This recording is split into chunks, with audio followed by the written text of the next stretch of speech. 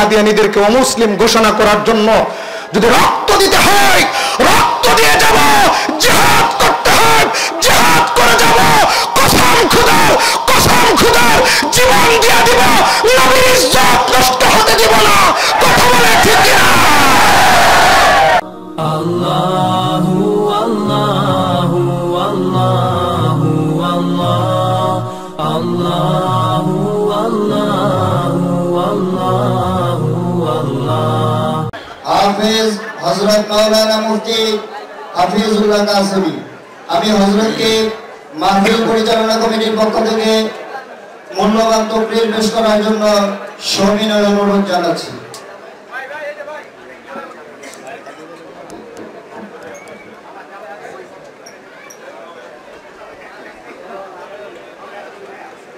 আসসালামু আলাইকুম ওয়া রাহমাতুল্লাহি ওয়া বারাকাতুহু।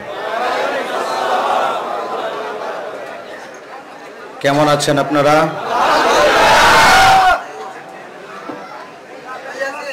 কেউ জিজ্ঞাসা করলেন না আমি কেমন আছি? হ্যাঁ, আলহামদুলিল্লাহ, আপনাদের দোয়ায় আমরাও ভালো আছি। আপনারা কথা বলবেন না তো? যখন হুজুর আসবেন খতিবুল উম্মাহ, আমাদের আজকে হৃদয়ের স্পন্দন যার অপেক্ষমান আমরা, উনি যখন আসবেন তখন আপনারা কেউ আওয়াজ করবেন না তো? বিশৃঙ্খলা করবেন না তো ইনশাআল্লাহ? যেহেতু আমাদের কাছে আসবেন, আমরা ওনাকে কাছে থেকেই দেখতে পারবো, এজন্য আমরা কেউ ওনাকে কষ্ট দিব না, এবং উনি কষ্ট পান এমন কোনো আচরণও আমরা করব না। আল্লাহ পাক রব্বুল আলামিন তৌফিক দান করুন, সবাই বলে আমিন। ইন্নাল হামদুলিল্লাহি নাহমাদুহু ওয়া নাস্তাঈনুহু ওয়া নাস্তাগফিরুহু ওয়া নু'মিনু বিহি ওয়া নাতাওয়াক্কালু আলাইহি ওয়া নাউযু বিল্লাহি মিন শুরুরি আনফুসিনা ওয়া মিন সাইয়্যাতি আ'মালিনা। من يهده الله فلا مضل له ومن يضلله فلا هادي له ونشهد أن لا إله إلا الله وحده لا شريك له لا ند له ولا ضد له ولا حد له ولا أصل له ولا نصل له. ثم نشهد أن سيدنا وسندنا وحبيب ربنا وطبيبنا وطبيب قلوبنا ومولانا محمدا عبده ورسوله أرسله الله تعالى إلى الناس كافة بشيرا ونذيرا وداعيا إلى الله بإذنه وسراجا وقمرا منيرا. أما بعد فقد قال الله تبارك وتعالى في كلامه المجيد وفي فرقانه الحميد. أعوذ بالله من الشيطان الرجيم. بسم الله الرحمن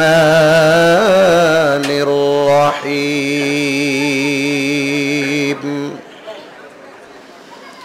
ظهر الفساد في البر والبحر بما كسبت أيدي الناس وقال تعالى في شان حبيبه ومحبوبه ومعشوقه مخبرا وآمرا إن الله وملائكته يصلون على النبي يا أيها الذين آمنوا صلوا عليه وسلموا تسليما اللهم صل على سيدنا ومولانا محمد وعلى آل سيدنا ومولانا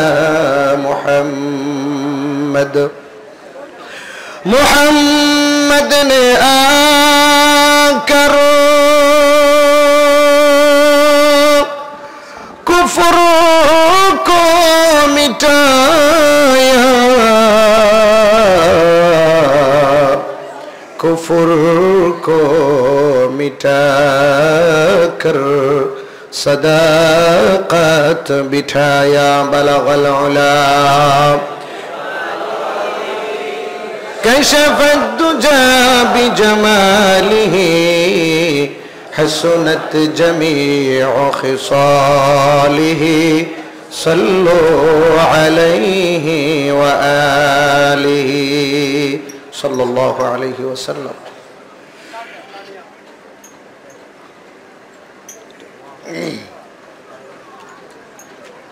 बैतुल्लाह जामे मस्जिद और मोहम्मदिया हाफिजिया माद्रासा ও এতিমখানার উদ্যোগে বাৎসরিক ওয়াজ ও দোয়ার মাহফিলের শ্রদ্ধাভাজন সভাপতি প্রধান বক্তা কোটি কোটি যুবকের হৃদয়ের স্পন্দন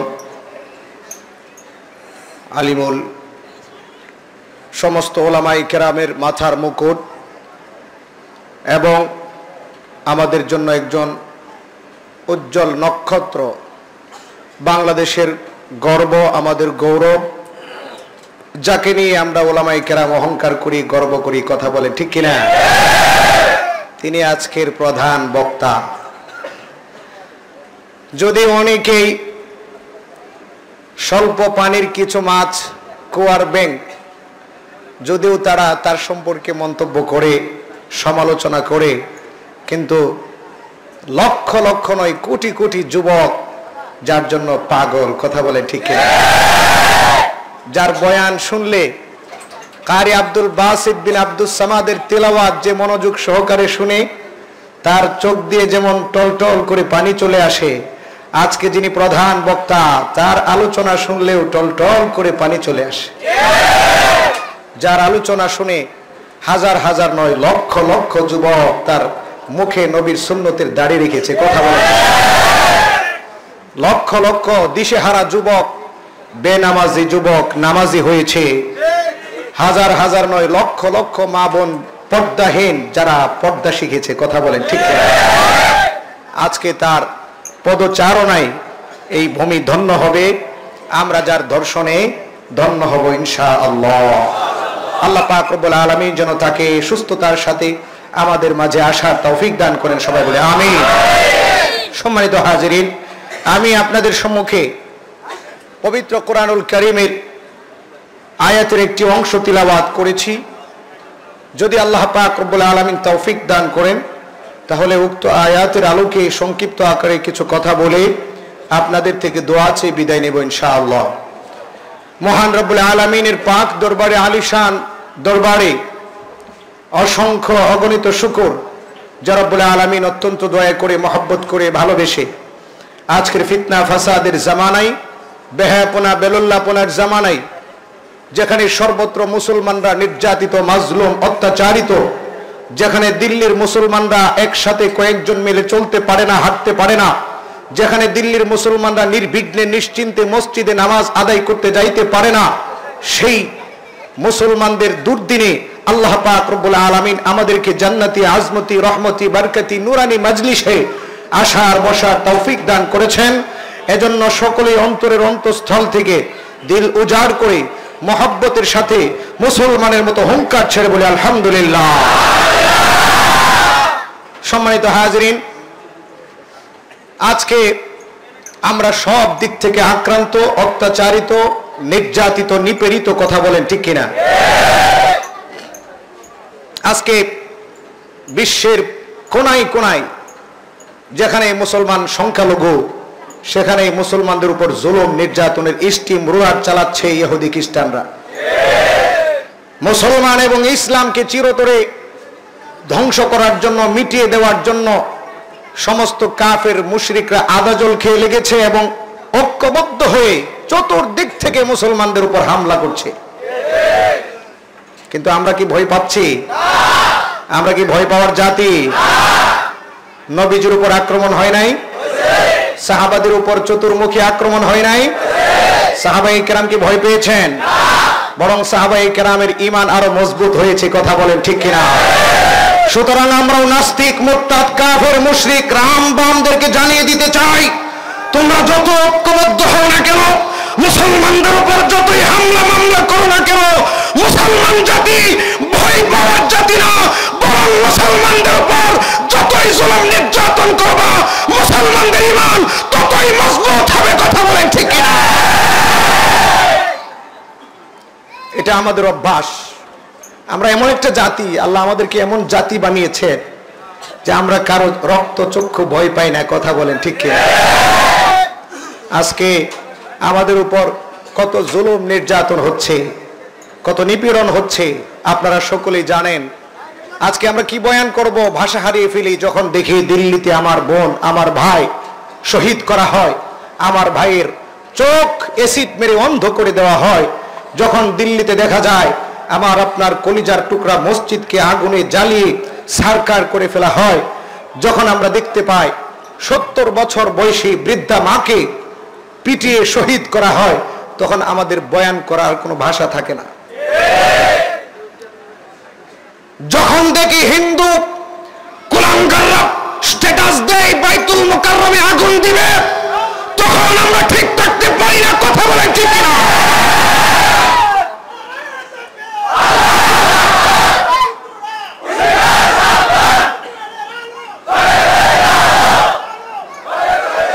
আমরা বহু ধৈর্য ধারণ করেছি, কথা বলেন ঠিক কিনা?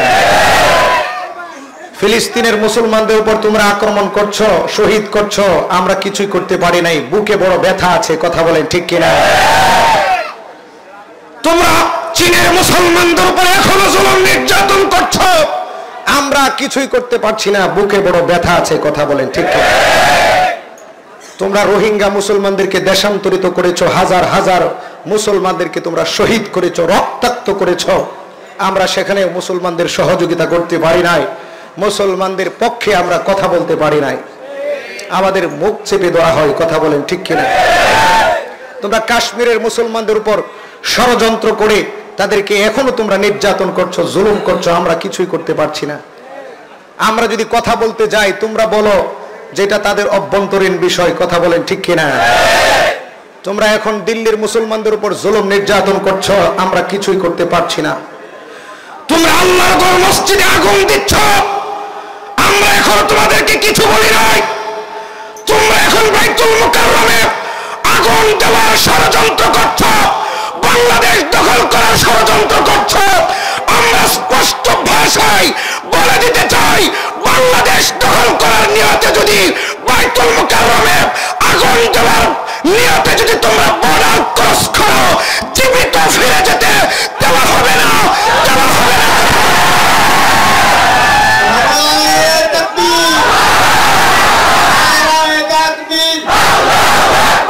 ইসলামের শত্রুরা, ইসলামের শত্রুরা আল কোরআনের আলো,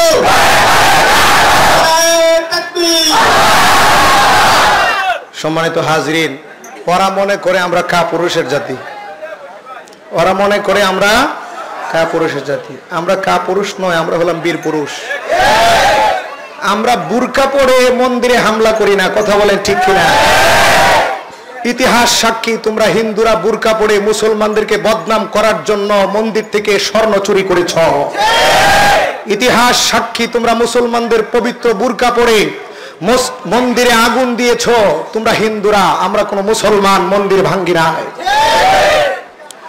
আমরা যদি চাই এই বাংলার জমিনে, এই বাংলার জমিন থেকে মন্দির সরিয়ে দিব, একদিনও লাগবে না, সমস্ত মন্দির ভেঙে তছনছ করে দিতে পারি, কথা বলেন ঠিক কিনা? আমরা যদি চাই বাংলাদেশে একটা হিন্দু থাকতে পারবে না, মুহূর্তের মধ্যে আমরা সব বের করতে পারি, কথা বলেন ঠিক। কিন্তু আমাদের ইসলাম সেটা অনুমোদন দেয় না। আমাদের ইসলাম সন্ত্রাসের ধর্ম নয়, এজন্য আমরা মন্দিরে হামলা করি না।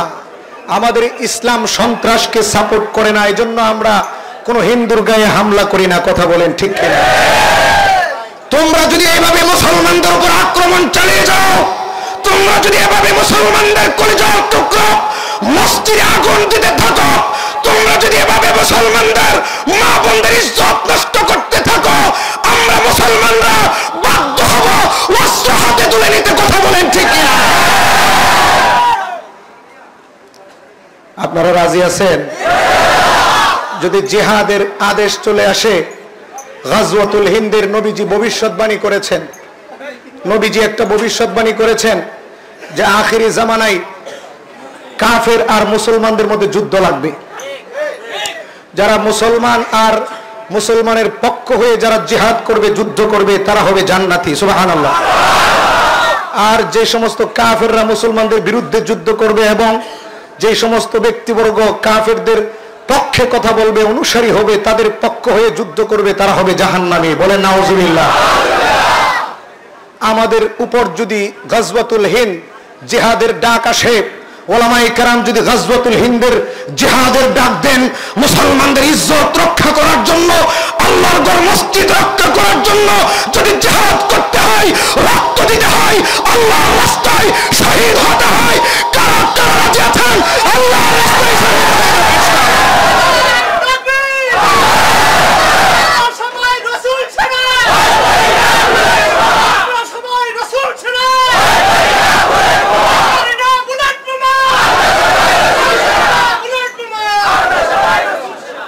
তোমরা যারা মুসলমানদেরকে দমিয়ে রাখতে চাও, ভারতের অভ্যন্তরীণ বিষয় বলে বলে আমরা কিন্তু সব বুঝি, কথা বলেন ঠিক কিনা? আমাদেরকে মুসলমানদেরকে দমিয়ে রাখতে পারবা না, কথা বলেন ঠিক কিনা? সম্মানিত হাজিরিন, এখন ঈমান মজবুত করার সময়। এখন ঈমানটাকে মজবুত করতে হবে, ঈমানটাকে শক্ত করতে হবে। এখন তাকবীরের আওয়াজ চতুর্দিকে ছড়িয়ে দিতে হবে। তাকবীরের ধ্বনি আকাশ বাতাস যেন প্রকম্পিত হয়ে যায়, সেভাবে তাকবীরের ধ্বনি দিয়ে, যেভাবে শাহজালালের তাকবীরের ধ্বনির মাধ্যমে গড়গোবিন্দের প্রাসাদ ভেঙে চুরমার হয়েছে, আমরাও সেভাবে তাকবীর দিয়ে আকাশ বাতাস মোহিত করব। যত শক্তি আছে, যত তাগুত জালেম আছে, সবার মস্তক তাজ তখ্ত ভেঙে চুরমার করে দিব, কথা বলেন ঠিক কিনা? এভাবে ঈমানটাকে মজবুত করতে হবে। জিহাদের ডাক আসলে জিহাদে যাইতে হবে। রাজি আছেন তো? নাকি বলবেন আমি অমুক দল করি, আমি এটা যাব না, এই কথা বলবেন? ও মুসলমান, দলাদলি এক জিনিস আর ধর্ম আরেক জিনিস। যখন মুসলমানদের বিষয় আসে, যখন ইসলামের বিষয় আসে, যখন কোরআনের বিষয় আসে, যখন আল্লাহর ঘর মসজিদ রক্ষার জন্য আসে, যখন নবীর ইজ্জত রক্ষার প্রশ্ন আসে, যখন নবীর ইজ্জত রক্ষার প্রশ্ন আসে, যখন কাদিয়ানীদের থেকে নবীর ইজ্জত রক্ষার জন্য রক্ত দেওয়ার প্রশ্ন আসে, জীবন দেওয়ার প্রশ্ন আসে, আন্দোলনের প্রশ্ন আসে, তখন আমরা কোনো দলাদলি বুঝি না, আমরা সবাই এক হয়ে যাই, কথা বলি। বর্তমানে আমার আপনার কলিজার টুকরা নবীজির ইজ্জত নিয়ে ছিনিমিনি খেলতেছে কাদিয়ানীরা, কথা বলে ঠিক না? এই কাদিয়ানীরা কাফের, এতে কোনো সন্দেহ আছে? ওরা মুসলমান হিসাবে বেঁচে থাকতে চায়। আমরা বলবো আমরা প্রয়োজনে রক্ত দিব, জীবন দিব, তারপরে তোমাদেরকে বাংলার জমিনে, পবিত্র জমিনে মুসলমান হিসেবে বসবাস করতে দিব না, কথা বলে। রাজি আছেন তো ইনশাআল্লাহ? আল্লাহ পাক রব্বুল আলামিন তৌফিক দান করুন, সবাই বলে আমিন। যদি ওলামায়ে কেরাম ডাক দেয় রাজপথ দখল করতে হবে, কাদিয়ানীদেরকে অমুসলিম ঘোষণা করার জন্য যদি রক্ত দিতে হয় রক্ত দিয়ে যাব, জিহাদ করতে হয় জিহাদ করে যাব, কসম খোদার জীবন দিয়ে দিব, নবীর ইজ্জত নষ্ট হতে দিব না। কথা বলে ঠিক না?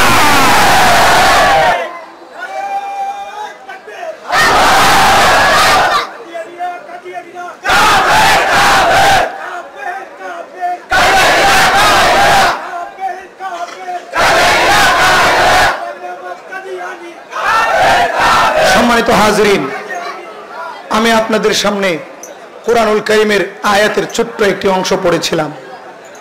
মনে আছে আপনাদের যে আজকে আমাদের উপর যে জুলুম নির্যাতন, চতুর্দিক থেকে আমরা অশান্তির আগুনে জ্বলছি, এটার কারণ কিন্তু আমরা। কথা বলেন ঠিক কিনা? আজকে আমাদের হাতের কামাই ভালো না, এজন্য আমাদের উপর আল্লাহ পাক রব্বুল আলামিন রাগ করে আযাব গজব দিচ্ছেন।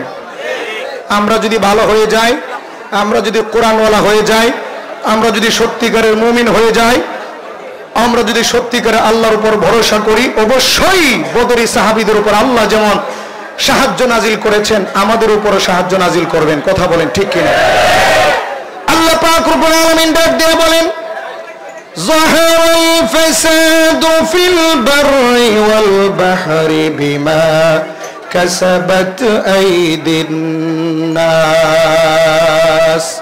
আল্লাহ পাক রব্বুল আলামিন বলেন, স্থলে জলে যে দাঙ্গা হাঙ্গামা, ফিতনা, ফাসাদ, খুনাখুনি, মারামারি, অশান্তি, এই সবগুলো হলো মানুষের হাতের কামাই। জমিনের মধ্যে যে খুন খারাপি, মারামারি, ফিতনা, ফাসাদ, অশান্তি, সবগুলো কাদের কামাই? আমাদের হাতের কামাই। আমাদের হাতের কামাই যদি ভালো হয়, আল্লাহর ফয়সালা ভালো হবে। কথা বলেন ঠিক কিনা? আল্লাহ পাক রব্বুল আলামিন আরেক জায়গায় বলেন, ওয়ালাউ আন্না আহলাল কুরা আমানু ওয়াত্তাকাউ লাফাতাহনা আলাইহিম বারাকাতিন মিনাস সামাই ওয়াল আরদ। সমাজের মানুষের চরিত্র যদি ভালো হয়ে যায়, জমিনের মানুষের ঈমান যদি পাকা পোক্তা হয়ে যায়, তারা যদি আল্লাহর জন্য তাকওয়া অবলম্বন করে, আল্লাহকে ভয় করে, আল্লাহ পাক রব্বুল আলামিন ডাক দেয়া বলেন, আমি আসমান জমিন থেকে শান্তির দরওয়াজা, শান্তির গেট গুলো বান্দাদের জন্য খুলে দিব। বলেন সুবহানাল্লাহ। আজকে সমাজের মানুষের চরিত্র ভালো না। আজকে আমরা নামাজ পড়তে মসজিদে আসি না, করোনা ভাইরাসের ভয়ে নামাজ ছেড়ে দেই। কথা বলেন ঠিক কিনা? আগে নামাজ পড়তে মসজিদে আসতো, এখন বলে মানুষের সাথে মিশলে করোনা ভাইরাস হবে, এখন মসজিদে আসে না। কথা বলেন ঠিক কিনা? মনে করছে 10 টাকা দামের মাস্ক 150 টাকা দিয়ে কিনলেই বুঝি করোনা ভাইরাস থেকে বাঁচতে পারবে। করোনা ভাইরাস থেকে বাঁচাবে কে? করোনা ভাইরাস দিছেন কে? সুতরাং ওই আল্লাহর কাছে করোনা ভাইরাস থেকে আশ্রয় চাইতে হবে। কথা বলেন ঠিক কিনা? মাস্ক পরলেই করোনা ভাইরাস থেকে বাঁচা যাবে না, বরং করোনা ভাইরাস যিনি দিয়েছেন, রাগ করে দিয়েছেন, আসমান থেকে গজব নাজিল করেছেন, ওই আল্লাহর দরবারে তাওবা করতে হবে, মাফ চাইতে হবে নামাজ পড়ে পড়ে। তাহলেই তিনি আমাদেরকে করোনা ভাইরাসের মতো আসমানি গজব থেকে হেফাজত করবেন। কথা বলেন ঠিক কিনা? সম্মানিত হাজিরিন, আমাদের হাতের কামাই ভালো না, এজন্য আসমান থেকে ফয়সালাও ভালো হয় না। আল্লাহ পাক রব্বুল আলামিন আরেক জায়গায় ডাক দিয়ে বলেন, মান আমিলা সালিহাম মিন যাকারিন আও উনসা ওয়া হুয়া মুমিনুন ফালানুহয়িয়ান্নাহু হায়াতান তাইয়্যিবা।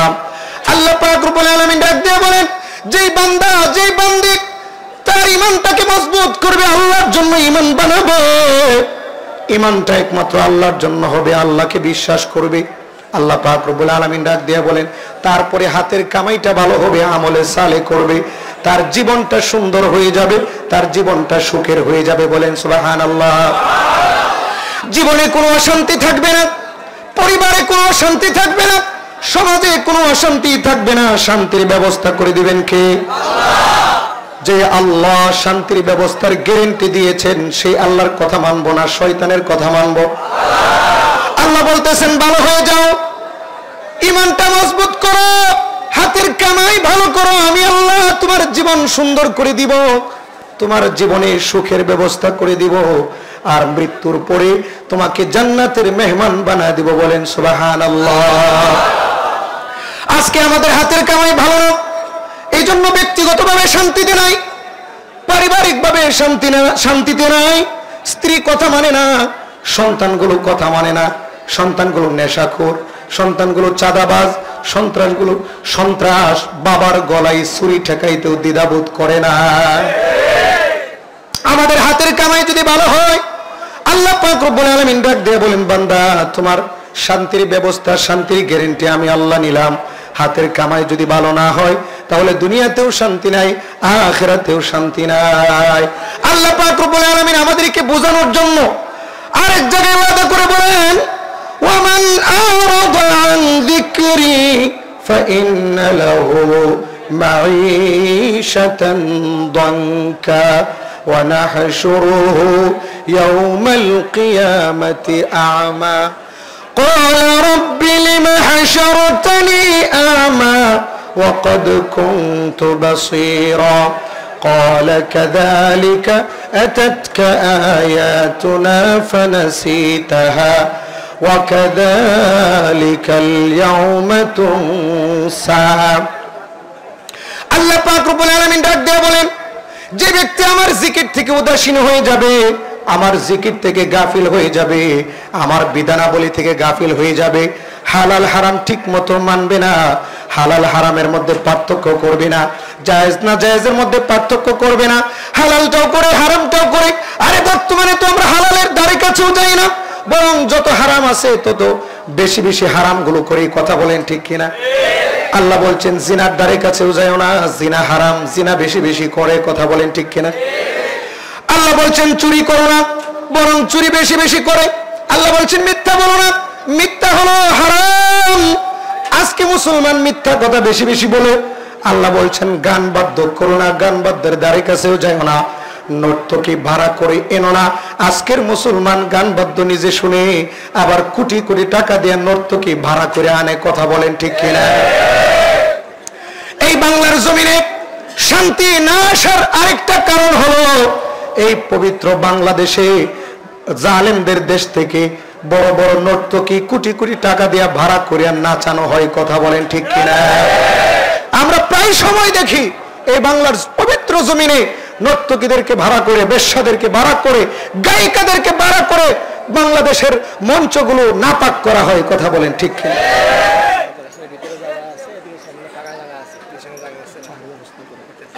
যে আমরা যারা বাহিরে দাঁড়িয়ে আছি আমাদের কষ্ট হচ্ছে, জায়গা হচ্ছে না, কিন্তু ওই পশ্চিম পাশে উত্তর পাশে মাদ্রাসার ভিতরে অনেক জায়গা খালি আছে। আমরা মেহেরবানি করে একটু কষ্ট করে ওখানে চলে যাই, আমরা ওখানে আরামে বসতে পারবো।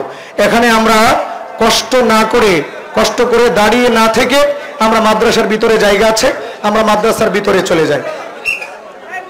তো বলছিলাম এই বাংলার জমিনে শান্তি না আসার বড় একটা কারণ হলো গায়িকা নায়িকাদের আনাগোনা। কথা বলেন ঠিক কিনা?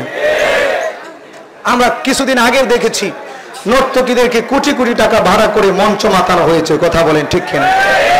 আমরা বলবো যতদিন পর্যন্ত এদের আনাগোনা বন্ধ না হবে ততদিন পর্যন্ত বাংলার জমিনে সারা আল্লাহ লা ইলাহা ইল্লাল্লাহ লা ইলাহা ইল্লাল্লাহ লা ইলাহা ইল্লাল্লাহ মুহাম্মাদুর রাসূলুল্লাহ সাল্লাল্লাহু আলাইহি ওয়াসাল্লাম। সম্মানিত হাজিরিন, বলছিলাম এদেশে বাংলার পবিত্র জমিনে 360 আউলিয়া যেখানে শুয়ে আছেন, এদেশে অশান্তি থাকার কথা না। কথা বলেন ঠিক কিনা? কিন্তু এদেশে অশান্তি আসছে কারণ হলো এদেশে কিছুদিন পর পর নাস্তিক মোরতাদদের আনাগোনা হয়। কথা বলেন ঠিক কিনা? মুসলমানদের দুশ্মন, আজানের দুশ্মন সানু নিগমের আনাগোনা হয়। কথা বলেন ঠিক কিনা? মুসলমান ও ইসলামের দুশ্মন ক্যাটরিনা কাইফের আনাগোনা হয়। কথা বলেন ঠিক কিনা? এদের আনাগোনা বন্ধ করে দেন। বলেন এরা মুসলমানের দুশমন, ইসলামের দুশমন, দেখবেন বাংলাদেশে শান্তি নাজিল হবে। কথা বলেন ঠিক কিনা? এদের কারণে অশান্তি আসতেছে। আর কিছু নতুন আউল ফাউল বাউলের জন্ম হয়েছে। কথা বলেন ঠিক কিনা? রীতা দেওয়ান, শরীয়ত সরকার, আরো কি কি নামের এদের নতুন নাস্তিকদের আবির্ভাব হয়েছে। কথা বলেন ঠিক কিনা? আমাদের কারো সামনে যদি জায়গা থাকে আমরা মেহেরবানি করে একটু চেপে চেপে বসি, পিছনে জায়গা হচ্ছে না, আমরা একটু কষ্ট করি। আমরা যদি আরেকজনকে একটু প্রশস্ত করে দেই, আল্লাহ আমাদেরকে জান্নাতে প্রশস্ত করে দিবেন। সুবহানাল্লাহ। আমরা কেউ আওয়াজ করব না, আমরা কেউ আওয়াজ করব না, আমরা বসে যাই। আর আমাদের সামনে যদি ফাঁকা থাকে আমরা ফাঁকাগুলো বন্ধ করে বসি। সম্মানিত হাজিরিন, বলছিলাম নতুন কিছু নাস্তিকের আবির্ভাব হয়েছে। কথা বলেন ঠিক কিনা? সবার মনোযোগ এদিকে চাই, সবাই এদিকে মনোযোগ দেই। বলছিলাম রীতা দেওয়ান, শরীয়ত সরকার, ওদের কারণে বাংলাদেশে আযাব আসতেছে। কথা বলেন ঠিক কিনা? এই রীতা দেওয়ান কিছুদিন আগে বলছিল যে আল্লাহ নাকি শয়তান। জোরে বলেন নাউজুবিল্লাহ। শরীয়ত সরকার বলেছে যে নবীকে দেখেছে সে আল্লাহকে দেখেছে। নাউজুবিল্লাহ। নবী নিজেই নাকি আল্লাহ। বলেন না নাউজুবিল্লাহ। এবার কিছু বাউল আছে তারা বলতেছে যে কবরে যদি মুনকার নাকি সওয়ালকারী যদি আমাদেরকে প্রশ্ন করে, কবরের সওয়ালকারী ফেরেশতা যদি আমাদেরকে সওয়াল করে যে তোমার দিন কি, তোমার নবী কে, তোমার ধর্ম কি, তখন আমরা বলবো আমরা বাউলের সদস্য ছিলাম। বলেন নাউজুবিল্লাহ। আমরা বলতে চাই প্রথমে সরকারকে ধন্যবাদ জানাই, প্রশাসনকে ধন্যবাদ জানাই যারা এই রীতা দেওয়ান এবং শরীয়ত সরকারকে গ্রেফতার করেছে। কথা বলেন ঠিক কিনা? এবং আমরা এই বিশাল ওয়াজ মাহফিল থেকে দাবিও জানাই এই রীতা দেওয়ান শরীয়ত সরকারকে শুধু গ্রেফতার করলেই হবে না, ওরা আল্লাহকে শয়তান বলে 16-17 কোটি মুসলমানের কলিজায় আঘাত দিয়েছে, নবীকে আল্লাহ বলে মুসলমানের কলিজায় আঘাত দিয়েছে। ওদেরকে শুধু গ্রেফতার করলেই হবে না, ওদেরকে 17 কোটি মুসলমানের সামনে ফাঁসির কাস্টে ঝুলাতে হবে।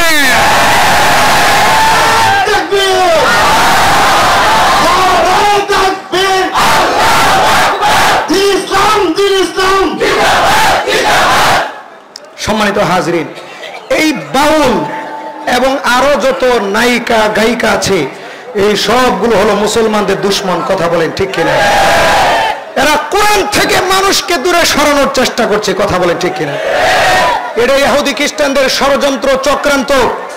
ইহুদি খ্রিস্টানরা মুসলমানদেরকে ধ্বংস করার জন্য মুসলমানদেরকে কোরআন থেকে দূরে সরানোর বহু ষড়যন্ত্র করেছে। অস্ত্রের ভয় দেখিয়ে, রক্তচক্ষু দেখিয়ে ভয় দেখিয়েছে, নারীর লুক দেখিয়ে ভয় দেখিয়েছে। কিন্তু মুসলমান যখন ভয় পায় নাই তখন তারা মুসলমানদের সংস্কৃতির মধ্যে এই গান বাদ্যের কুসংস্কার ঢুকিয়ে দিয়েছে। কথা বলেন ঠিক কিনা? আর এই ষড়যন্ত্র ইসলামের শুরু জামানা থেকে ছিল। আল্লাহ পাক রব্বুল আলামিন কোরআনুল কারীমের মধ্যে ডাক দিয়ে বলেন وَمِنَ النَّاسِ مَن يَشْتَرِي لَهْوَ الْحَدِيثِ لِيُضِلَّ عَن سَبِيلِ اللَّهِ بِغَيْرِ عِلْمٍ وَيَتَّخِذُهَا هُزُوًا أُولَئِكَ لَهُمْ عَذَابٌ مُهِينٌ। আল্লাহ পাক রব্বুল আলামিন ডাক দিয়ে বলেন মানুষের মাঝে এমন কিছু মানুষ আছে যারা মানুষদেরকে লাহওয়াল হাদিস তথা গান বাদ্যের মাধ্যমে কোরআনের পথ থেকে দূরে সরিয়ে দিতে চায়, জান্নাতের পথ থেকে দূরে সরিয়ে শয়তানের পথের দিকে নিয়ে যেতে চায়। আল্লাহ পাক রব্বুল আলামিন ডাক দিয়ে বলেন এদের জন্য রয়েছে অবমাননাকর লাঞ্ছনাদায়ক শাস্তি। বলেন নাউজুবিল্লাহ। মক্কার কাফেররা যখন নবীজির সম্মিলিত কণ্ঠে কোরআন তিলাওয়াত শোনার জন্য নবীজির ঘরে ভিড় লাগাইতো, তখন কাফেরদের একটা বড় সর্দার ছিল নদর বিন হারিস। সে মুসলমানদেরকে এবং কাফেরদেরকে কোরআন থেকে দূরে সরানোর জন্য নায়িকা গায়িকাদের ব্যবস্থা করলো।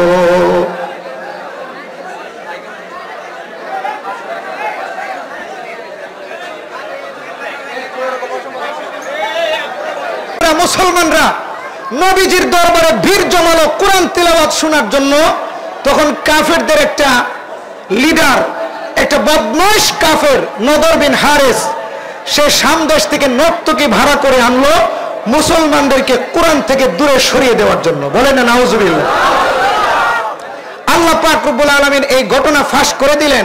ও মুসলমান শুনো, নদর বিন হারিস নর্তকীদের মাধ্যমে, গায়িকাদের মাধ্যমে তোমাদেরকে কোরআন থেকে দূরে সরানোর ষড়যন্ত্র করতেছে। তোমরা কিন্তু তার ষড়যন্ত্রের ফাঁদে, তার জালে তোমরা কিন্তু পা দিবা না।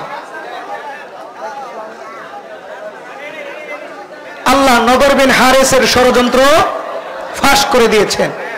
বর্তমানে ইহুদি খ্রিস্টানরা এই দেশ থেকে চলে গেছে, কিন্তু তারা ইসলামকে ধ্বংস করার জন্য, মুসলমানদেরকে কোরআনের পথ থেকে দূরে সরানোর জন্য নর্তকীদের মাধ্যমে কোরআন থেকে মুসলমানদেরকে দূরে সরিয়ে দিতে চায়। কথা বলেন ঠিক কিনা?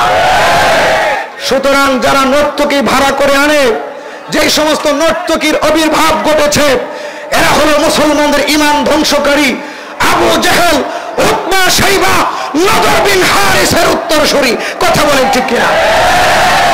ওরা মুসলমানদেরকে কোরআন থেকে দূরে সরানোর ষড়যন্ত্র করতেছে, কোরআনকে নিশ্চিহ্ন করার ষড়যন্ত্র করে। কিন্তু কোরআনকে নিশ্চিহ্ন করতে পারবে? অতীতে অনেক ষড়যন্ত্রকারী ষড়যন্ত্র করে ধ্বংস হয়ে গেছে।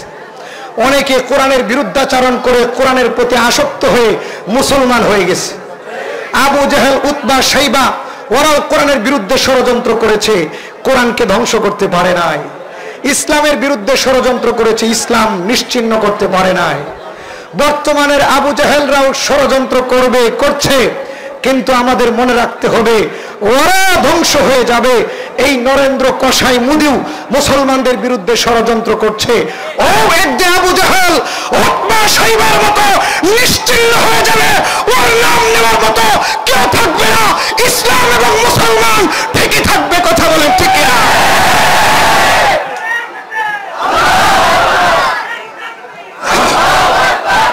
সম্মানিত হাজরিন, এজন্য আমাদের হাতের কামাই ভালো করতে হবে, এই গান বাদ্য থেকে দূরে থাকতে হবে, নামাজ এবং আল্লাহ পাক রব্বুল আলামিনের বিধানাবলী সঠিকভাবে পালন করতে হবে, একমাত্র আল্লাহর উপর পূর্ণ আস্থা বিশ্বাস ঠিক রাখতে হবে। কথা বলেন ঠিক কিনা?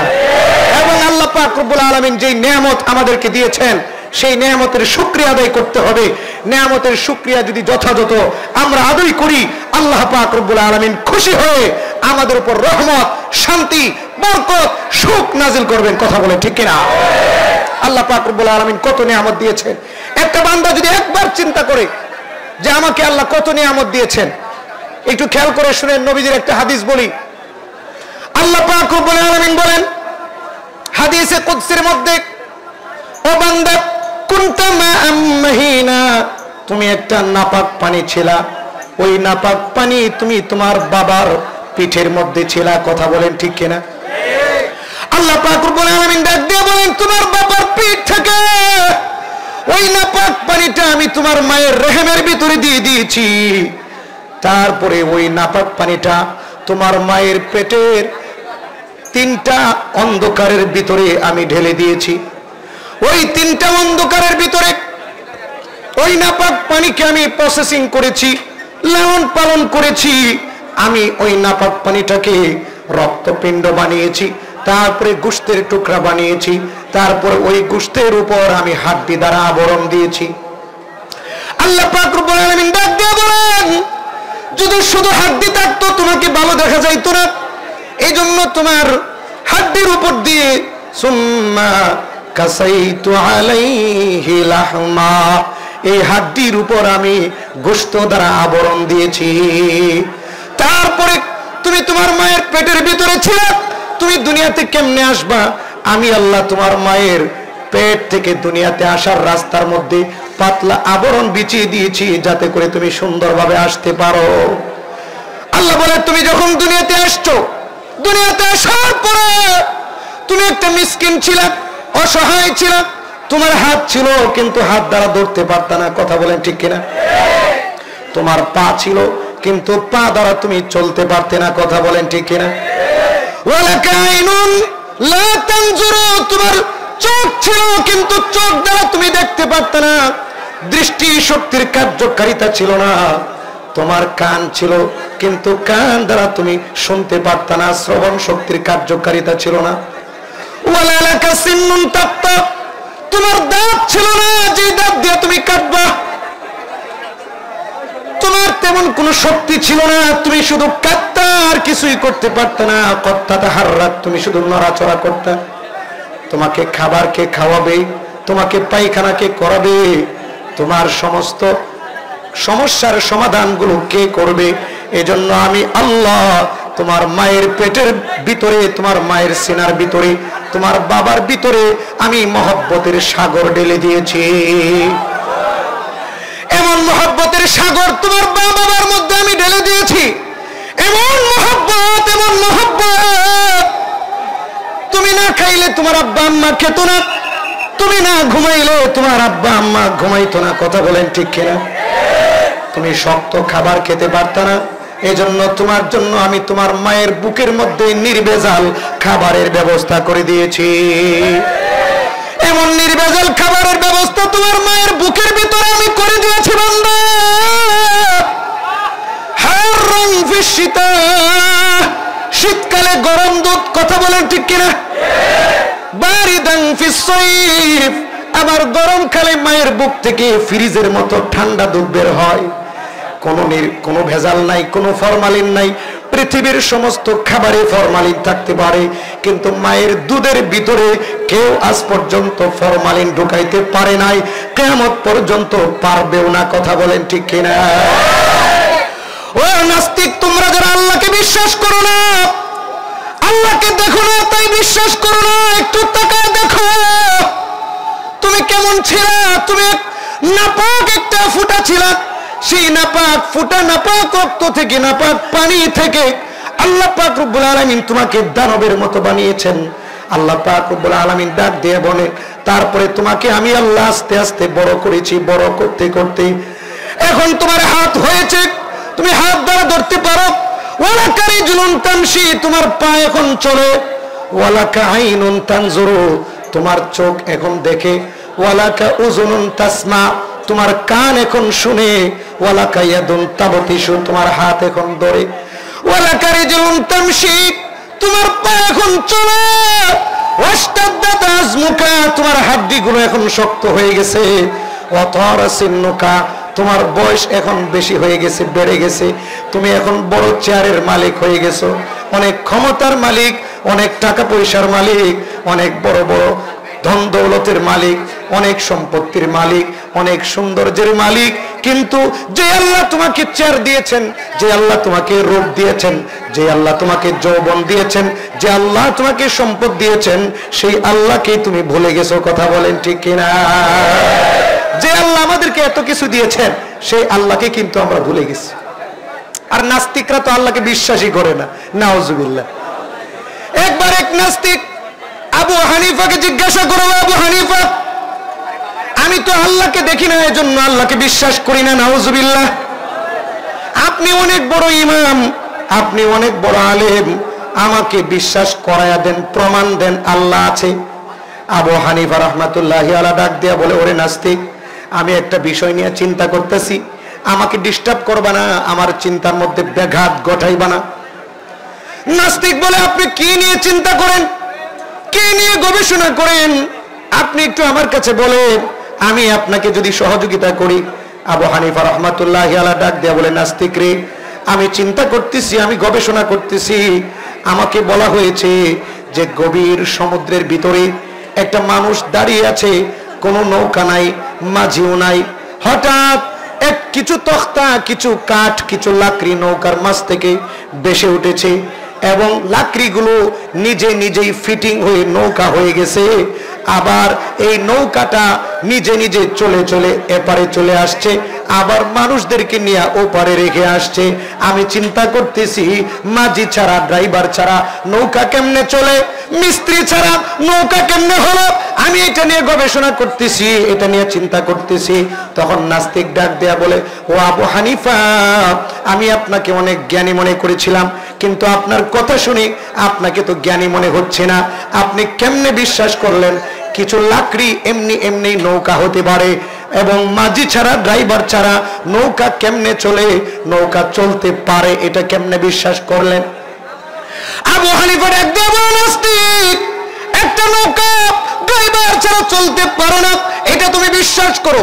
লাকড়িগুলো মিস্ত্রি ছাড়া নৌকা হতে পারে না, এটা তুমি বিশ্বাস করো।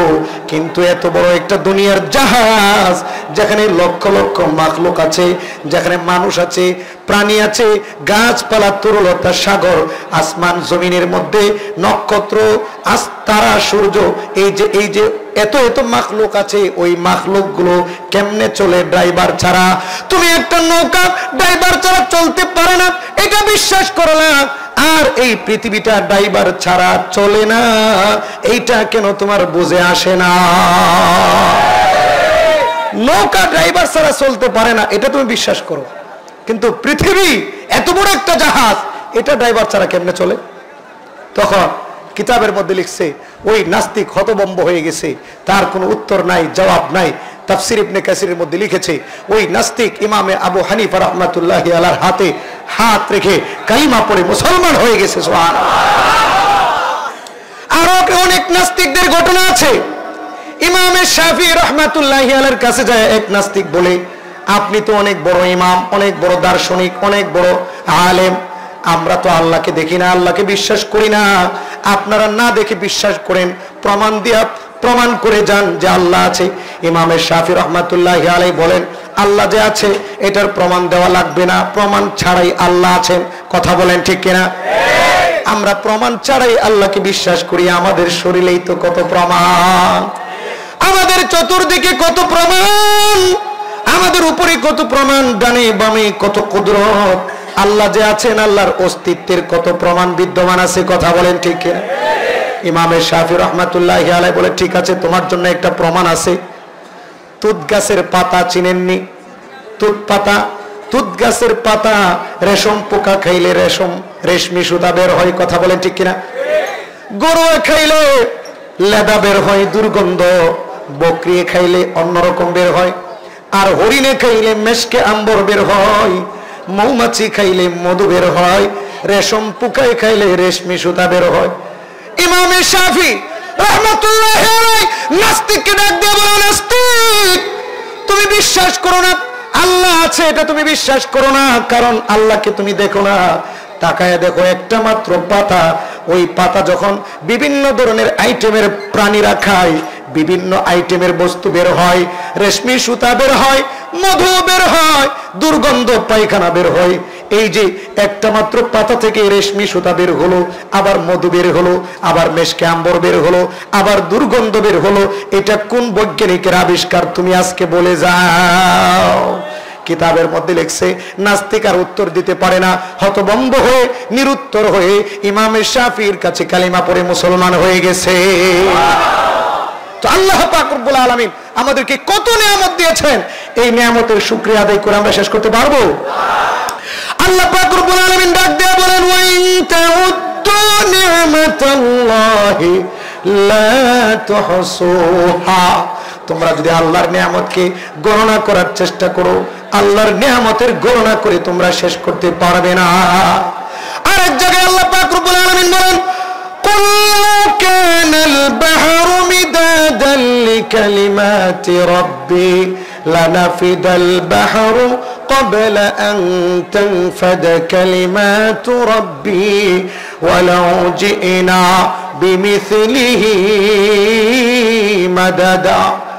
আল্লাহ পাক রব্বুল আলামিন বলেন, ও আমার দোস্ত মুহাম্মদ, আপনি আপনার উম্মতদেরকে বলে দিন, ও আমার উম্মতেরা শোনো, তোমরা যদি আল্লাহর নিয়ামতের গণনা করার চেষ্টা করো, আল্লাহর নিয়ামতগুলোকে লেখার চেষ্টা করো, আর তোমাদের জন্য সহযোগী হিসাবে পৃথিবীর সমস্ত গাছগুলোকে কলম বানিয়ে দেওয়া হয়, তোমাদের জন্য পৃথিবীর সমস্ত নদী সাগরের পানিগুলোকে যদি কালি বানিয়ে দেওয়া হয়, আর সেই কলম আর কালি দিয়ে যদি তোমরা আল্লাহর নিয়ামতগুলো লেখা শুরু করে দাও, ওই গাছগুলো শেষ হয়ে যাবে, সমুদ্রের পানি শেষ হয়ে যাবে, কিন্তু আল্লাহ পাক রব্বুল আলামিনের নিয়ামতের বর্ণনা শেষ হবে না। বলেন সুবহানাল্লাহ।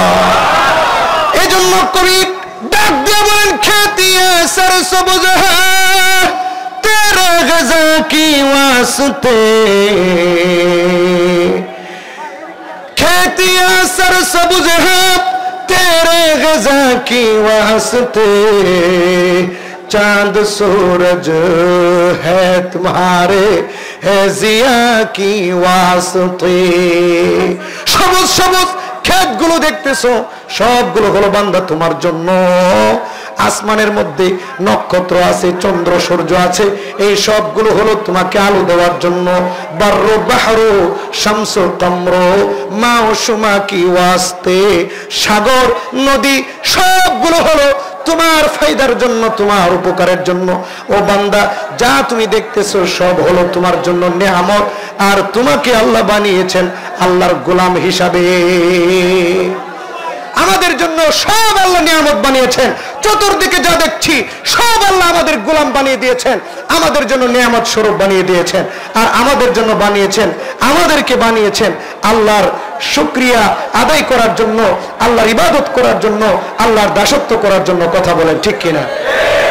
আল্লাহ পাক রব্বুল আলামিন কোরআনুল কারীমের মাঝে ডাক দিয়ে বলেন, ওয়ামা খালাকাতুল জিন্না ওয়াল ইনসা ইল্লা লিয়াবুদুন, আমি জিন এবং ইনসানকে একমাত্র আমার দাসত্ব করার জন্য সৃষ্টি করেছি, একমাত্র আমার গোলামি করার জন্য বানিয়েছি। আমাকে কিছু দাও, এটা আল্লাহ বলেন নাই যে আমাকে তোমরা কিছু দাও, আমি তোমাদেরকে এত কিছু দিলাম, এত নিয়ামত দিলাম, আমাকে কিছু দাও, এটা আল্লাহ বলছেন? বলেন। আল্লাহ বলছেন আমার ইবাদত করো, আমার দাসত্ব করো, আমার গোলামি করো, তাহলে আমি আল্লাহ খুশি হয়ে যাব। তো এই নিয়ামতের শুকরিয়া আদায় করার দরকার আছে না নাই? নিয়ামতের শুকরিয়া আদায় করলে নিয়ামত বাড়ে না কমে?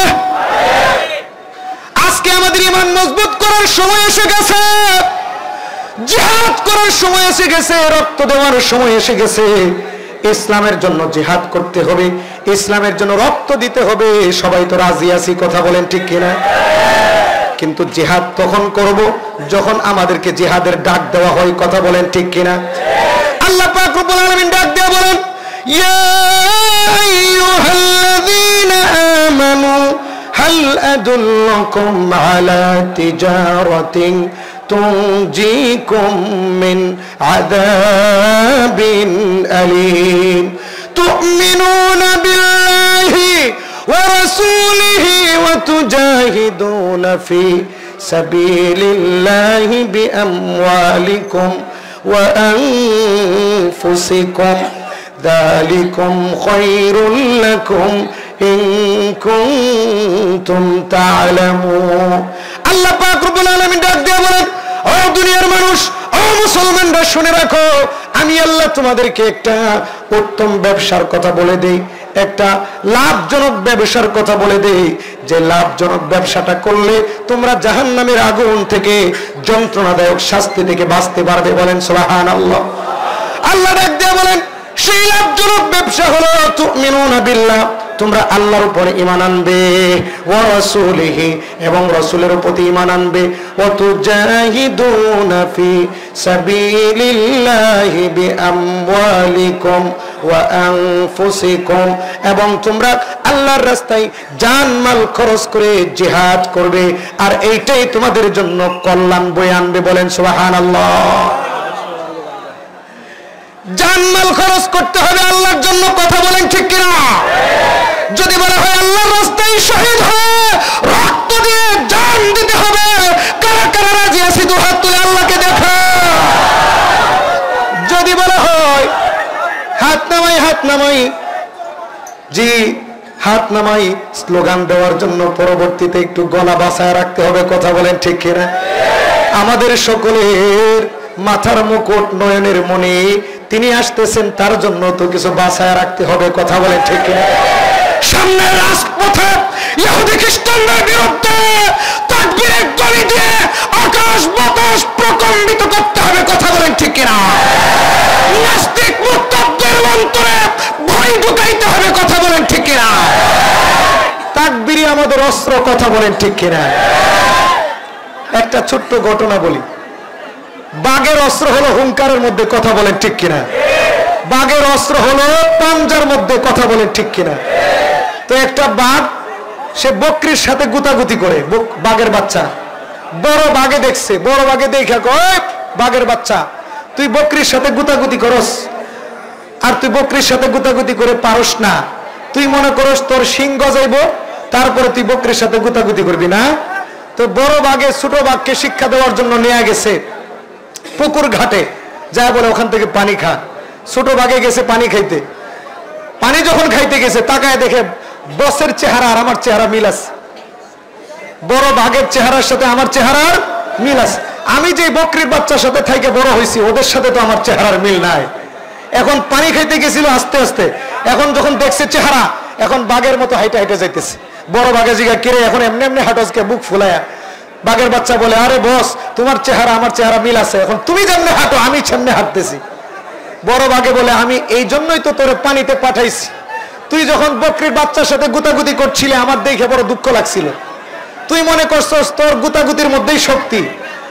ও বাঘের বাচ্চা, গুতাগুতি করার মধ্যে তোর শক্তি না, তোর শক্তি হলো হুঙ্কারের মধ্যে। দেখিস আমি একটা হুঙ্কার দিব, শত শত বাঘ পালাতে বাধ্য হবে, কথা বলেন ঠিক কিনা? ও মুসলমান, নরেন্দ্র মোদীর কাছে অস্ত্র আছে, সৈন্য আছে, বুশের কাছে, আমেরিকার কাছে অস্ত্র আছে, আমাদের কাছে তাকবীরের ধ্বনি আছে, কথা বলেন ঠিক কিনা? সুতরাং আমরা তাকবীরের ধ্বনি দিব, কাফের মুশরিকদের তখ্ত তাজ ভেঙ্গে চুরমার হয়ে যাবে, কথা বলেন ঠিক। সম্মানিত হাজিরিন, বলছিলাম আল্লাহ পাক রব্বুল আলামিন আমাদেরকে কত নিয়ামত দান করেছেন, কত নিয়ামত দান করেছেন। সেই নিয়ামতগুলোর শুকরিয়া স্বরূপ আল্লাহর রাস্তায় জান মালের কুরবানি দিতে হবে, কথা বলেন ঠিক কিনা? জানের কুরবানি রক্ত দেওয়ার সময় সামনে আসবে। আজকে একটু মালের কুরবানি দিতে হবে, সম্পদের কুরবানি দিতে হবে, রাজি আছেননি? সম্পদের কুরবানি দিতে রাজি আছেননি? দুহাত তুলে আল্লাহকে দেখান, নারায়ে তাকবীর, হাত নামান। যখন আলেমরা ডাক দিবে, ইমাম মাহদি যখন আসবেন, ইমাম মাহদি আইসা সমস্ত মুসলমানদের কাছে বায়াত নেবেন, বায়াত নিয়া সমস্ত কাফের মুশরিকদের বিরুদ্ধে জিহাদ করবেন, কথা বলেন ঠিক কিনা? তখন আজকে যারা আমাদের উপর জুলুম নির্যাতন করতেছে, ইমাম মাহদির হাতে হাত রেখে যদি হায়াত পাই, জীবন পাই, প্রত্যেকটা জুলুমের বদলা নিব, কথা বলেন ঠিক কিনা? ইসলামের জন্য রক্ত দেওয়ার সময় সামনে আসতেছে। আজকে ইসলামের জন্য সম্পদ দিতে হবে, মাল দিতে হবে, রাজি আছি তো ইনশাআল্লাহ? একটা হাদিস বলে তারপরে আলোচনা শেষ করবো ইনশাআল্লাহ। ইসলামের জন্য মাল দিতে হবে, শুকরিয়া আতান, আল্লাহর নিয়ামতের শুকরিয়া আদায় করলে আল্লাহ নিয়ামত বাড়ায় দেন, কথা বলেন ঠিক কিনা? বুখারী মুসলিম শরীফের হাদিস, বনি ইসরাইলের মধ্যে তিনজন ব্যক্তি ছিল, একজন হলো আবরাস, আরেকজন হলো আকরা, আরেকজন হলো আমা, একজন হলো কুষ্ঠরোগী, আরেকজন হলো টাক মাথা, আরেকজন হলো অন্ধ, চোখে কিছু দেখে না। আল্লাহ পাক রব্বুল আলামিন বনি ইসরাইলের এই তিনজন মানুষকে পরীক্ষা করার জন্য একটা পরীক্ষার হল বানাইলেন, পরীক্ষার ব্যবস্থা করলেন। যে কুষ্ঠরোগী অনেক কষ্ট করে জীবন যাপন করে, আল্লাহ পাক রব্বুল আলামিন একটা ফেরেশতাকে মানুষের ভেষে কুষ্ঠরোগীর কাছে পাঠাইলেন। এই সবাই খেয়াল করে শুনুন, আমি জানি আপনারা কার বয়ানের অপেক্ষায় আছেন, আমি তো জানি তিনি আসবেন। আল ইন্তিজারু আসাদ্দু মিনাল মাউত, অপেক্ষা, বক্তারা বলছেন, কবিরা বলেন, যারা যে অপেক্ষাটা মৃত্যুর চেয়ে আরো কষ্ট, কথা বলেন ঠিক কিনা? এজন্য আমরা অপেক্ষা করতেছি, এদিক সেদিক তাকাই, আমাদের হাফিজুর রহমান সিদ্দিকী দামাত বারাকাতুহুম কখন আসবে, এই জন্য আমরা অপেক্ষা করতেছি আর এদিক সেদিক তাকাইতেছি। যখন চলে আসবে তখন কিন্তু মজা চলে যাবে, এজন্য অপেক্ষায় থাকি, কথা বলেন ঠিক কিনা? ঈদের দিনের অপেক্ষায় থাকি, থাকতে থাকতে ঈদের দিন চলে আসছে, ঈদ খায়া শেষ, মনটা ভেঙে যায়, কথা বলেন ঠিক কিনা? আর ঈদটা যতক্ষণ কাছাবে, যত ঘনাবে, ততক্ষণ আনন্দ লাগে। তো আমাদের আজকের মধ্যমণি তিনি আসতেছেন, যত কাছে আসতেছেন তত আমাদের মনের মধ্যে আনন্দ আসতেছে, কথা বলেন ঠিক কিনা? আমরা শুকরিয়া আদায় করতে থাকি মনে মনে, আর মুখ দিয়া বলি আলহামদুলিল্লাহ। আর আমি যে কথাগুলো বলছি একটু খেয়াল করে শুনি, তারপরে আমরা আনন্দ চিত্তে ধ্যান খেলের সাথে হুজুরের আলোচনা শুনবো ইনশাআল্লাহ। বলছিলাম আল্লাহ পাক রব্বুল আলামিন বনি ইসরাইলের 3 জনকে পরীক্ষা করার জন্য আসমান থেকে ফেরেশতা পাঠাইছেন মানুষের বেশে, একটা মুরব্বী মানুষের বেশে। মুরব্বীটা প্রথমে আসছে কুষ্ঠরোগীর কাছে, আয়েশা বলতেছে ও যুবক তোমার কি অবস্থা? কুষ্ঠরোগী ডাক দিয়ে বলে মুরব্বী বাজান আমার কি অবস্থা আপনি দেখেছেন, আমার শরীরে কুষ্ঠরোগ হয়েছে, আমার শরীর থেকে দুর্গন্ধ বের হচ্ছে, মানুষ আমাকে পাশে বসতে দেয় না, মানুষ আমাকে মেয়ে বিবাহ দেয় না, আমার কাছে বিবাহ দেয় না, আমি মানুষের কাছে ভিক্ষা করে করে আমার জীবন চালাই, এই হলো আমার অবস্থা। মুরব্বী ডাক দেয়া বলে বাজান তোমার কি পছন্দ, তুমি কি চাও? কুষ্ঠরোগী ডাক দেয়া বলে আমি সুন্দর চামড়া চাই। মুরব্বী দোয়া করলেন আল্লাহ এই যুবকটাকে সুন্দর চামড়ার ব্যবস্থা করে দাও। মুহূর্তের মধ্যে সুন্দর চামড়া চলে আসছে। মুরব্বী ডাক দেয়া বলে যুবক তোমার কাছে কোন সম্পদটা সবচাইতে বেশি প্রিয়? ওই যুবকটা ডাক দেয়া বলে আমার কাছে উট সবচাইতে দামি প্রিয়। মুরব্বী বলে আল্লাহ এই যুবকটাকে একটা গাভীন গর্ভবতী উটের ব্যবস্থা করে দাও। আল্লাহ পাক রব্বুল আলামিন উটের ব্যবস্থা করে দিয়েছেন। তিনি করতে পারেন কি পারেন না? বুখারী মুসলিম শরীফের হাদিস, একেবারে সহিহ হাদিস। উটের ব্যবস্থা হয়ে গেছে, গর্ভবতী উট। ওই উট থেকে হইতে হইতে এখন শত শত উট হয়ে গেছে, সুবহানাল্লাহ। এখন এই কুষ্ঠরোগী যে নাকি সুন্দর চামড়ার মালিক হয়ে গেছে, হ্যান্ডসাম, এখন স্মার্ট সুন্দরী যুবতী বিবাহ করছে, এখন সম্পদের পাহাড়ের উপর পায়ের উপর পা তুইলা জীবন যাপন করতেছে। মুরব্বী ব্যক্তিটা যে নাকি ফেরেশতা মানুষের বেশে দুনিয়াতে আসছে মানুষকে পরীক্ষা করার জন্য, যে দেখি বান্দার নিয়ামতের শুকরিয়া আদায় করে কিনা। এই মুরব্বী বাবাটা চলে গেছে টাক মাথাওয়ালা, যার মাথায় চুল নাই, তার কাছে যায় বলে ও টাক মাথাওয়ালা যুবক তোমার কি অবস্থা? ওই যুবকটা ডাক দেয়া বলে মুরব্বী বাজান আপনি তো দেখছেন আমার কি অবস্থা, আমার মাথায় চুল না থাকার কারণে মেয়েরা আমার কাছে বিবাহ বসে না, আজকে আমার মাথায় চুল না থাকার কারণে আমি সম্ভ্রান্ত ভালো ভদ্র মানুষের সাথে বসতে পারি না, সবাই আমাকে দূরে সরিয়ে দেয়, মানুষের দুয়ারে ভিক্ষা করে করে আমি আমার জীবন পরিচালনা করি। মুরব্বী বাবা ডাক দেয়া বলে তুমি কি চাও? যুবকটা ডাক দেয়া বলে আমি সুন্দর চুল চাই। মুরব্বী দোয়া করে দিছে আল্লাহ যুবকটাকে সুন্দর চুলের ব্যবস্থা করে দাও। সুন্দর চুলের ব্যবস্থা হয়ে গেছে। এখন সে চুল কাটিং করে, বর্তমানে আমরা যেমন কাটিং করি সালমান খান অমুক খান তমুক খানের মতো, সে সুন্দর চুল পেয়ে চুলের কাটিং করা শুরু করে দিছে। মুরব্বী ডাক দিয়ে বলে বাজান তোমার কাছে কোন সম্পদটা বেশি প্রিয়? ওই যুবক ডাক দিয়ে বলে বাজান আমার কাছে গর্ভবতী গাভী প্রিয়। মুরব্বী দোয়া করছে আল্লাহ এই যুবকটাকে গর্ভবতী একটা গাভীর ব্যবস্থা করে দাও। গাভীর ব্যবস্থা হয়েছে, একটা গাভী থেকে হতে হতে এখন গাভীর পাল হয়ে গেছে। নবীজি বলেন এখন শত শত গাভীর মালিক হয়ে গেছে যুবক। কে দিছে? মনে রাখতে হবে সম্পদ কে দেয়? আমাকে কে বানাইছেন? আমাকে সুস্থ কে রেখেছেন? রেল স্টেশন গুলোতে প্রতিবন্ধী মানুষগুলোকে কে সৃষ্টি করছেন?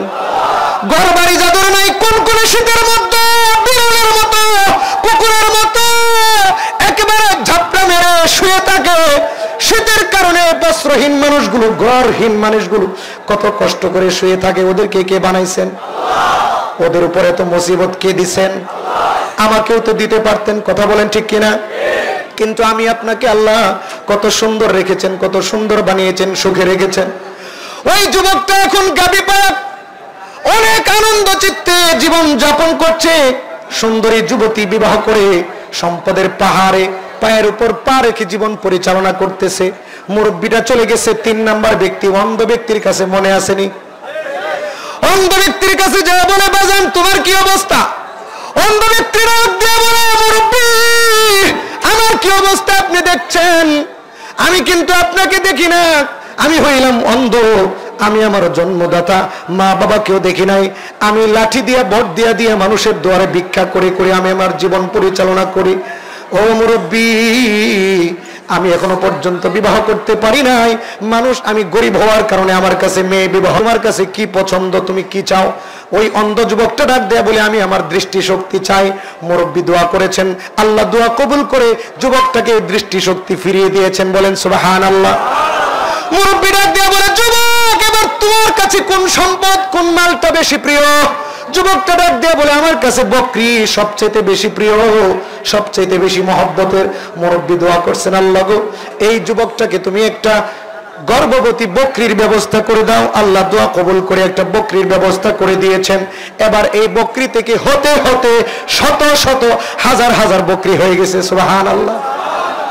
কুষ্ঠরোগীও ভালো হয়ে গেছে, টাক মাথাওয়ালাও ভালো হয়ে গেছে, অন্ধ ব্যক্তির দৃষ্টিশক্তি ফিরে এসেছে, সবার দরিদ্রতা দূর হয়ে এখন তিনজন সম্পদের পাহাড়ের উপর বসবাস করে আনন্দের জীবন, সুখের জীবন যাপন করতেছে। আল্লাহ এই তিনজনকে পরীক্ষা করার জন্য আবার ওই মুরব্বীর বেশে ফেরেশতা পাঠাইছে। প্রথমে কুষ্ঠরোগীর কাছে, বুখারী মুসলিম শরীফের হাদিস। মুরব্বী যায় বলে, ও যুবক, আমি অনেক দূর থেকে এসেছি, আমি মুসাফির মানুষ, আমার টাকা পয়সা ধন দৌলত সম্পদগুলো হারায় গেছে, চুরে নিয়ে গেছে, আমার গন্তব্য অনেক দূর। ও যুবক, আমি তোমার কাছে বেশি কিছু চাই না, আমি তোমার কাছে মাত্র একটা উট চাই, আমাকে একটা উট দিয়ে সহযোগিতা করো। আল্লাহ তো তোমাকে কত উট দান করেছেন, কত নিয়ামত দান করেছেন, আমি এত কিছু চাই না, আমি মাত্র একটা উট চাই, যে একটা উটের সহযোগিতায় আমি আমার গন্তব্যে পৌঁছে যেতে পারবো। ওই যুবকটা ডাক দিয়া বলে, যে নাকি কুষ্ঠরোগী ছিল, গরিব ছিল, দরিদ্র ছিল, ওই যুবকটা ডাক দিয়া বলে, মুরব্বী আমি আমার এই সম্পদ নিজের হাতে কামাই করছি। বলেন নাউজুবিল্লাহ। মুরব্বী ডাক দিয়া বলে, আমি তো জানি, আমি তো তোমার কাছে কিছুদিন আগে এসেছিলাম, তোমার কিছুই ছিল না, তুমি কুষ্ঠরোগী ছিলা, তোমাকে মানুষ দূর দূর চেয়েছে বলে তোমাকে সমাজ থেকে দূরে সরিয়ে দিত, তোমাকে অনুষ্ঠান থেকে মজলিস থেকে দূরে সরিয়ে দিত। এখন তোমাকে আল্লাহ এত কিছু দান করেছেন, তুমি বলতেছো তোমার হাতের কামাই। ওই যুবকটা ডাক দিয়া বলে, মুরব্বী আপনি ভিক্ষা করতে এসেছেন, গরিব মানুষ, ছোট মুখে এত বড় কথা বলবেন না। নাউজুবিল্লাহ। বর্তমানেও কিছু মানুষ গরিবদেরকে ধমক দিয়া দিয়া বের করে দেয়, কথা বলেন ঠিক কিনা? রিক্সাওয়ালা যদি 5টা টাকা ভাড়া বেশি চাই, ধমক মারে, থাপ্পড় মারে, কথা বলেন ঠিক কিনা? ওরে বড় লোকের বাচ্চা, বড় লোক, আল্লাহ তোমাকেও রিক্সাওয়ালা বানাইতে পারতেন, কথা বলেন ঠিক কিনা? আল্লাহ তোমাকেও রাস্তার ভিখারি বানাইতে পারতেন, কথা বলেন ঠিক কিনা? আল্লাহ তোমাকে ধনী বানাইছেন, সম্পদশালী বানিয়েছেন, নিয়ামতের শুকরিয়া আদায় করতে হবে। ওই যুবকটা ডাক দিয়ে বলে, মুরব্বী ছোট মুখে এত বড় কথা বলবেন না, আমি সম্পদ কামাই করছি আপনার জন্য না, যান আমার দরবার থেকে বের হয়ে যান। মুরব্বী লোকটা আল্লাহর দরবারে নালিশ করে বলে, আল্লাহ, যুবক বলে সে নাকি হাতে কামাই করছে, এই সম্পদ নাকি তুমি দাও নাই, সে নাকি নিজে হাতে কামাই করছে। আল্লাহ গো, এই যুবকের কথা যদি সত্য হয়ে থাকে তাহলে তো ভালো, আর যদি মিথ্যা হয়ে থাকে তাহলে তুমি তাকে আগের মতো বানায়া দাও। যুবকের কথা সত্য না মিথ্যা? আল্লাহ পাক রব্বুল আলামিন এই যুবককে আগের মতো বানায় দিলেন, আগের মতো গরিব, আগের মতো কুষ্ঠরোগী বানায় দিলেন। এখন সে আফসোস করে আর বলে, হায় রে, মুরব্বী মাত্র একটা উট চাইছিল, একটা উট দিলে তো আমার হাজার হাজার উট থাকতো, আমার হ্যান্ডসাম স্মার্ট বডিটা থাকতো, কেন একটা উট দিলাম না? এখন আফসোস করলে কোনো লাভ আসেনি। হুজুরের আপনাদের কাছে টাকা পয়সা চায় আল্লাহর রাস্তার জন্য, মসজিদ মাদ্রাসার জন্য, টাকা দেন না, হুজুরদেরকে মনে মনে গালি দেন, এমন মানুষ আছে না নাই? এরপরে যখন সম্পদ চলে যায়, আল্লাহ যখন সম্পদ নিয়ে নেই, আফসোস করে, হায়রে যদি দিতাম কতই না ভালো হইতো। মৃত্যুর পরেও আমরা আফসোস করবো আর বলবো, আল্লাহ, দুনিয়াতে তোমার রাস্তায় টাকা পয়সা দান খয়রাত করি নাই, তোমার রাস্তায় খরচ করি নাই, আল্লাহ গো দুনিয়াতে আবার একটু পাঠাও, যত সম্পদ আছে সব তোমার রাস্তায় দিয়ে দিব। নামাজ পড়ি নাই, এখন শুধু তোমার কুদরতি পায়ে সেজদা করব। আগে তো বাবাদের দরবারে সেজদা করছি, এখন তোমার পায়ে সেজদা করব। কাজ হবে? কোনো কাজ হবে না। ওই কুষ্ঠরোগী যেমন কুষ্ঠরোগী হয়ে গেছে, এখন আফসোস করলে কোনো লাভ নাই, কথা বলেন ঠিক কিনা? মুরব্বী বাজান চলে গেছে 2 নাম্বার ব্যক্তির কাছে, যার নাকি টাক মাথা ছিল এখন সুস্থ, যে নাকি গরিব ছিল এখন অনেক টাকার মালিক, অনেক গাভীর মালিক, অনেক সম্পত্তির মালিক। মুরব্বী ওই লোকটার কাছে চলে গেছে, যায় বলে, বাজান আমি অনেক গরিব মানুষ, মুসাফির মানুষ, অনেক দূর থেকে এসেছি, গন্তব্য অনেক দূরের, টাকা পয়সাগুলো চুরে নিয়ে গেছে, গন্তব্যে পৌঁছার মতো কিছুই নাই, আমাকে একটা গাভী দিয়ে তুমি সহযোগিতা করো যাতে আমি আমার গন্তব্যে পৌঁছতে পারি। এই যুবকটাও সেম উত্তর দেয়, মুরব্বী এই টাকা পয়সা গাবি সব আমি কামাই করছি, তোমাকে কেন দিব, যাও আমার দরবার থেকে বের হয়ে যাও। মুরব্বী আল্লাহর দরবারে দুহাত তুলে মুনাজাত করে, আল্লাহ এই যুবক যদি মিথ্যা কথা বলে থাকে তাহলে তুমি তাকে আগের মতো বানায় দাও। আপনারা বলেন যুবক মিথ্যা বলছে না সত্য বলছে? আল্লাহ এই যুবককেও আগের মতো বানায় দিলেন। সব গাবিগুলো মুহূর্তের মধ্যে মরে গেছে, মাথার চুলগুলো টাক মাথা হয়ে গেছে। এখন আফসোস করলে লাভ আসেনি, আফসোস করলে কোনো লাভ নাই। কুষ্ঠরোগী আবার কুষ্ঠরোগী হয়ে গেছে, টাক মাথাওয়ালা আবার টাক মাথাওয়ালা হয়ে গেছে। মুরব্বী বাবা চলে গেছে। 3 নাম্বার ব্যক্তি অন্ধ, যে নাকি এখন সুস্থ দৃষ্টি শক্তিওয়ালা, গরিব ছিল এখন হাজার হাজার বকরির মালিক। ওই ব্যক্তির কাছে যায় বলে, যুবক রে আমার গন্তব্য অনেক দূরে, আমার টাকা পয়সাগুলো হারিয়ে গেছে। যুবক একটা মাত্র বকরি চাই, একটা বকরি দিয়া সহযোগিতা করো। তুমি তো অন্ধ ছিলা, আল্লাহ তোমাকে দৃষ্টি শক্তি দান করছেন। তুমি তো গরিব ছিলা, আল্লাহ তোমাকে এত এত বকরি দান করেছেন, তোমাকে এত এত সম্পদ দান করেছেন। আমি তোমার কাছে কিছুই চাই না, মাত্র একটা বকরি চাই।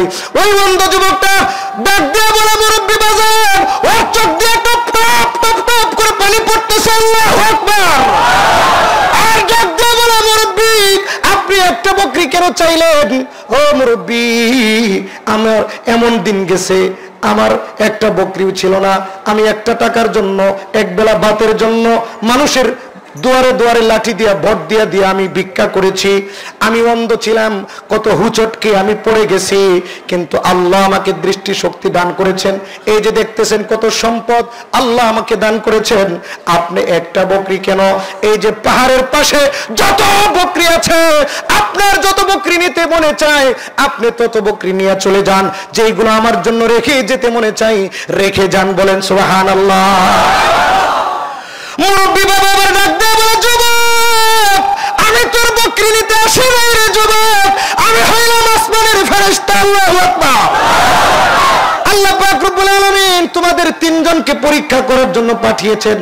তোমার আগে 2 জনকে আমি পরীক্ষা করেছি, কুষ্ঠরোগীকে পরীক্ষা করেছি, টাক মাথাওয়ালাকে পরীক্ষা করেছি, তোমাকেও পরীক্ষা করেছি।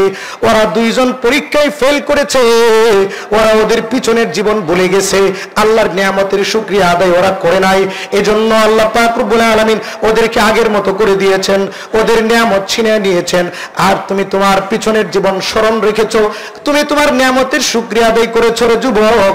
আমি তোমার বকরি নিতে আসি নাই, আমি তোমার বকরি নিব না, বরং আল্লাহর কাছে আমি দোয়া করব আল্লাহ যেন তোমার নিয়ামতের মধ্যে আরো আরো বরকত দান করেন। বলেন সুবহানাল্লাহ।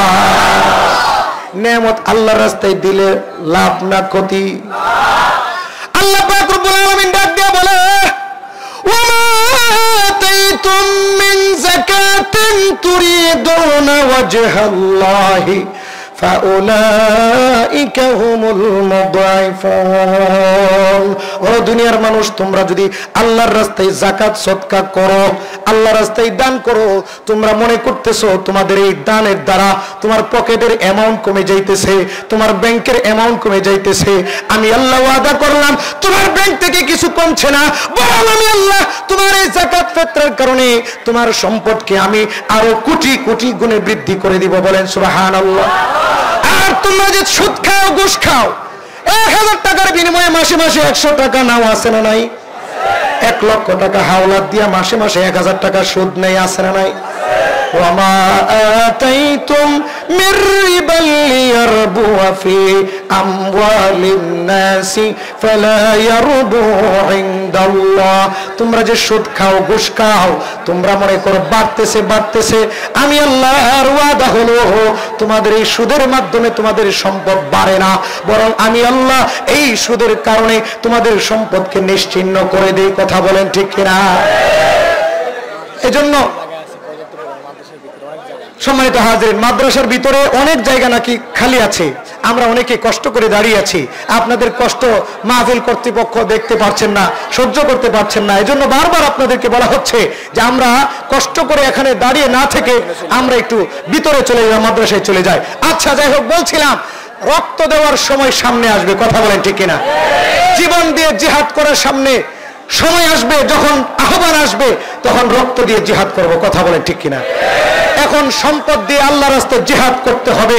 যেই সমস্ত মসজিদ মাদ্রাসাগুলোকে ইহুদি খ্রিস্টানরা নিশ্চিহ্ন করতে চায়, সেই মসজিদ মাদ্রাসাগুলোতে দান খায়রাত করে জিহাদ করে এই মসজিদ মাদ্রাসাগুলোকে আরো স্ট্রং করতে হবে, আরো মজবুত করতে হবে। কথা বলেন ঠিক কিনা? আমরা আল্লাহর নিয়ামতের শুকরিয়া স্বরূপ এই মাদ্রাসায়, এই মসজিদে 50,000, সবাই খেয়াল করে শুনি, 50,000 টাকা দিতে কে রাজি আছি?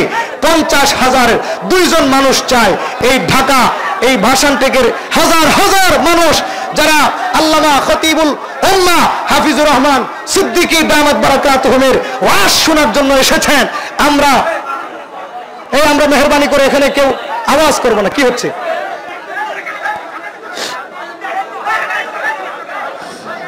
কেউ আওয়াজ করবো না, মেহরবানি করে।